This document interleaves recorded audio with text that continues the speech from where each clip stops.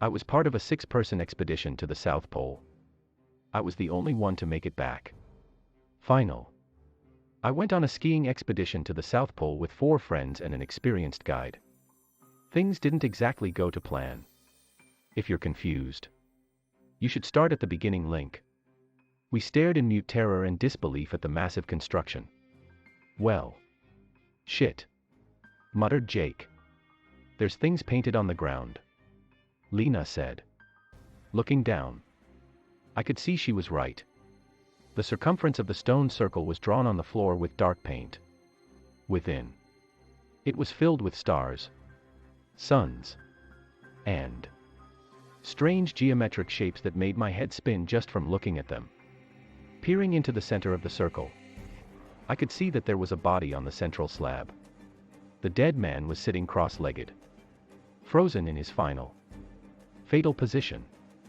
Looking closer, I noticed he didn't have a gunshot wound like the others. A piece of paper, folded and yellowed with age, lay before him. Guys, come have a look. This one left a note. My friends joined me. Lena took the paper tentatively and opened it, careful not to damage the ancient page. I can translate this. You know German?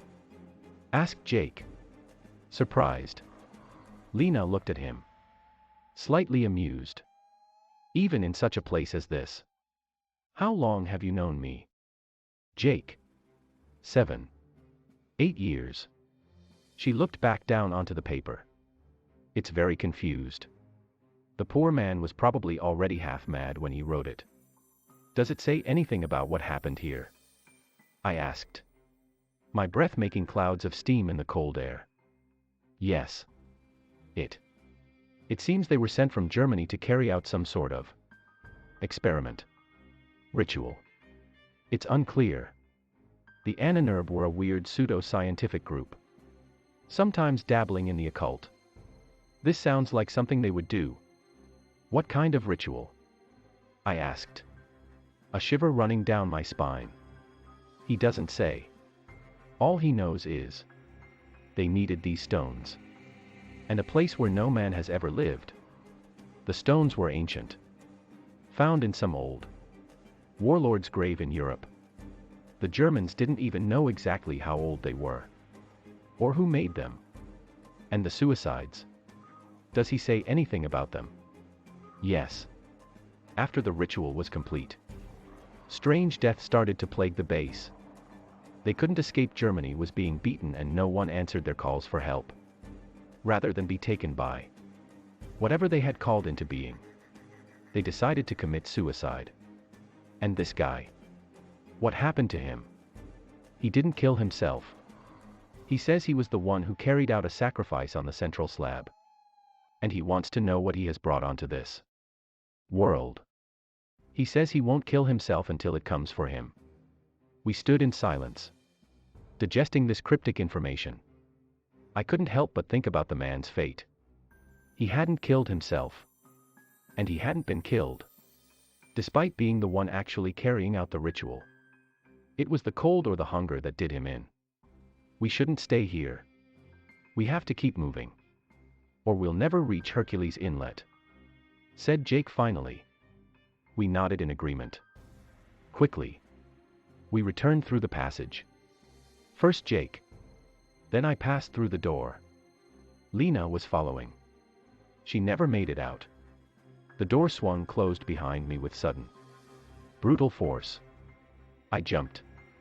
And Jake cursed. Lena. Get me out of here. Lena screamed from the other side, terror twisting her voice. Get me out. I grabbed the door, pulling at it with all my strength. But I struggled in vain. It wouldn't move. Jake joined in, groaning and panting. Lena was beating on the door in panic, screaming and crying in fear. We pulled and pulled at the door, but it wouldn't move an inch. Get me out. Get me out. Get me. Suddenly, her voice cut off. The hammering on the door abruptly stopped. There was silence. No. Screamed Jake. He tore at the door desperately. But still it wouldn't open. "Lena," I said, my voice quivering. There was no reply. She's gone," whispered Jake. "It's taken her too. Help me open this ducking door." "Man," I swore desperately. Together, we pulled again and again. But the door simply wouldn't budge. After half an hour, we collapsed into the snow, exhausted and defeated. I don't know how long we lay there. Our minds, stretched to their limits, had finally had enough. This time, though, the tears came freely. After some time, I picked myself up. The hollow, empty feeling of shock had returned. I had no more s. "We keep moving. We can't stop now," I said. Jake nodded. But I could see the desperation in his eyes. "We will make it. Jake. We will." My own voice sounded hollow. A mockery. Jake didn't notice. We slung our packs and continued north. The following day is a blur in my memory. Grief, shock and exhaustion had taken its toll on us. We were moving from muscle memory alone. When we stopped and set up camp, we remained silent. What was there left to say? Even if we got out of there alive, could we really live on like before? Through some mute communication, we decided to sleep in one tent. It gave us more of that naive sense of security, even though it had not protected David. Or anyone else, for that matter. When we awoke, we breathed a silent sigh of relief. We were both alive, both present, both lucid, or at least as much as we could be, given the circumstances. Once again, we shouldered our packs and set out in silence. The circle was on our left now, unmoving and sinister. I kept glancing over at it, almost expecting it to move closer to us. Jake seemed to be pointedly ignoring it, refusing to even look in its direction. After several miles, he spoke up. The first time I'd heard his voice in hours. "Do you know what's the first thing I'll do once I get out of here?" "What?" I said, confused as to where he might be leading with this. "I have no idea." "Go to Stonehenge." I stared at him incredulously. Why? Why in duck's name? Of all places, would you go to goddamn Stonehenge? Jake grinned. "To take a shit on the stones there." I was silent for a second. Then I started to laugh. A hysterical, insane laugh.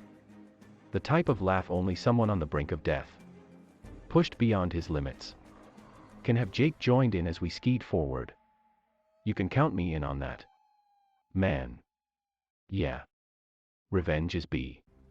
Suddenly, there was a sickening, tectonic crack from beneath us.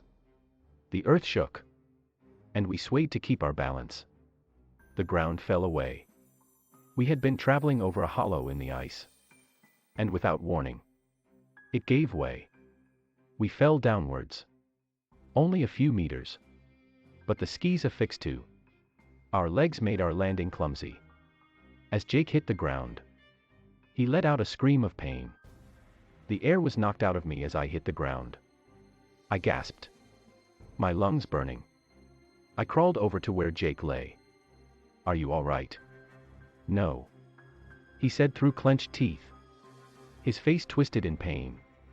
I think I broke my goddamn ankle." "Adam." My heart dropped, but I forced myself to my legs. "Come up. I'll help you." Jake leaned heavily on me, and I slowly raised him to his feet. The second he put weight on his leg, he almost collapsed again. "It's definitely broken." "Duck. Adam. It's broken. Let's get out of this hole first," I said, forcing myself to remain calm. We had to take this one step at a time. Thankfully, the sides of the hole we had fallen into were sloped, making a crude causeway for us. Slowly. Painstakingly. I helped Jake get out of the hollow. Every step. He would wince and gasp in pain. Once we were on the surface again, Jake sat down onto the snow. "What do we do now?" he said. "I can't walk. I can't ski." I didn't know. Let's just stay here for now. Rest your leg. Maybe it's just sprained. And we can continue later." "Sounds good," answered Jake. But I could hear it in his voice. We both knew his ankle was broken. No amount of rest would help him. While Jake rested, I took a ski pole. It had been Lena's and broke it in half. I cut a length of rope from our supplies and approached Jake. "What's that?" he asked. "Splint," I answered. He smiled thinly. "Didn't know you were a certified field medic."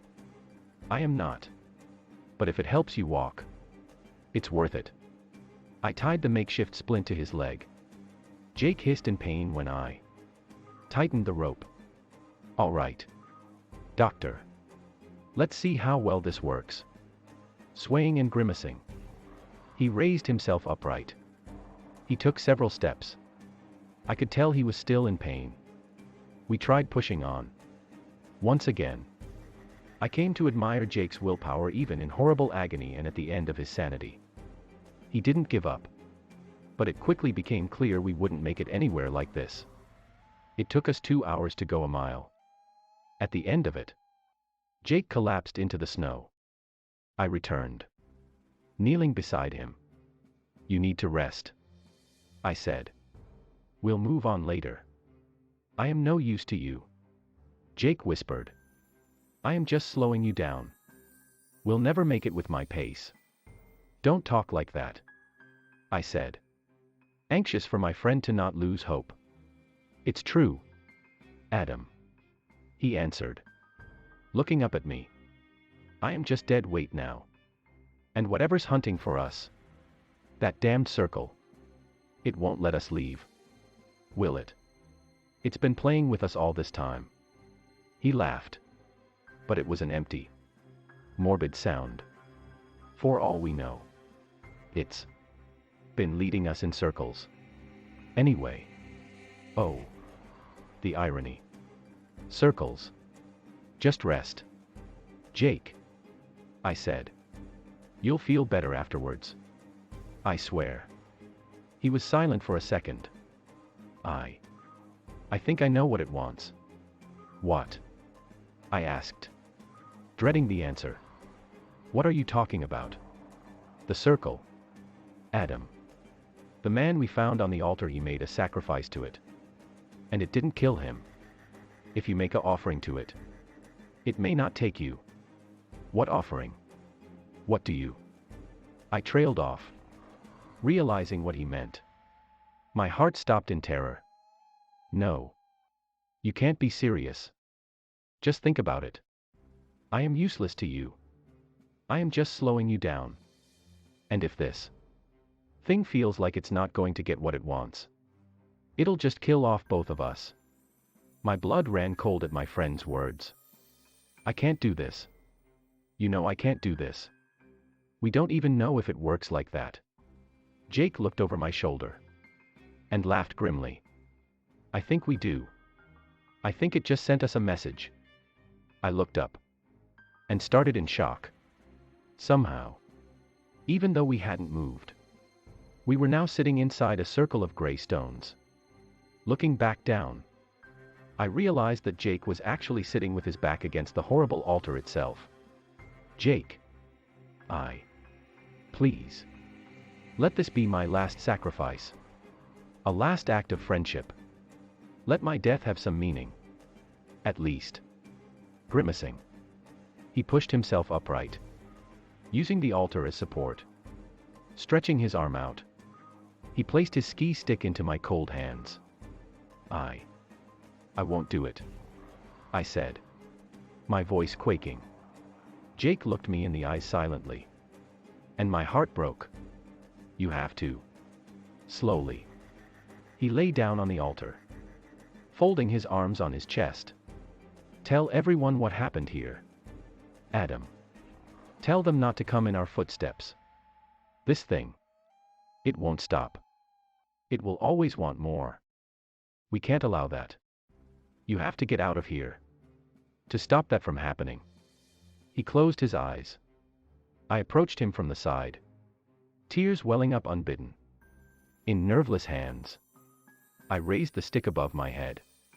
As the cold, gray stones watched on in silence. Part 1 link. DAppUTM source share. Part 2 link. X link. To take a shit on the stones there. The ground fell away. That's what you get for angering the stones, Jake, shaking my head. No. Why is this final? I have so many questions. I guess I'll go visit my stone circle tomorrow and ask. I agree. Given where this ends, it doesn't feel like an appropriate ending. That being said, OP, you have been through a truly traumatic experience, so I don't blame you if you want to end the story you share here. I love every part of it. The suspense of it all. I am quite a fan of stories and accounts where we don't really see the horror. I don't know. I am a big fan of nothing is scarier trope myself. Oftentimes. With no offense to the other writers and accounts here. But more for movies and TV shows. It usually is a turn-off for me when I know what was causing the horror. Be it a monster, a drugged-up person, or something else. Overall. Again. It's thrilling. And I really do hope you have something to remember all of your friends and that guide. Even if he was only with you for this expedition. I know I would take a group pic before the start of a journey. You are all invited to join me on an expedition to find out what really happened. Count me in.